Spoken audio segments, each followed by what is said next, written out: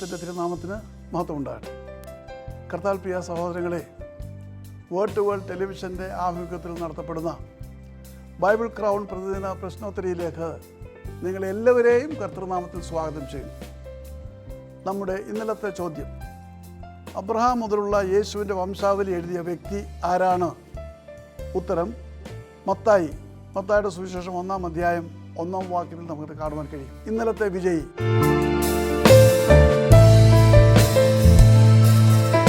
ഇന്നത്തെ ചോദ്യം, മോശ മിസ്രയീം വിട്ട് ഓടിപ്പോയത് ഏതു പ്രായത്തിലാണ്? ചോദ്യം ഞാൻ ആവർത്തിക്കുന്നു. മോശ മിസ്രയീം വിട്ട് ഓടിപ്പോയത് ഏതു പ്രായത്തിലാണ്? ഉത്തരം വേഗം അറിയിക്കുക, സമ്മാനം നേടുക. ദൈവം നമ്മെ അനുഗ്രഹിക്കട്ടെ. താഴെ കൊടുത്തിരിക്കുന്ന വാട്സാപ്പ് നമ്പറിൽ നിങ്ങളുടെ ഉത്തരങ്ങൾ അയയ്ക്കുക.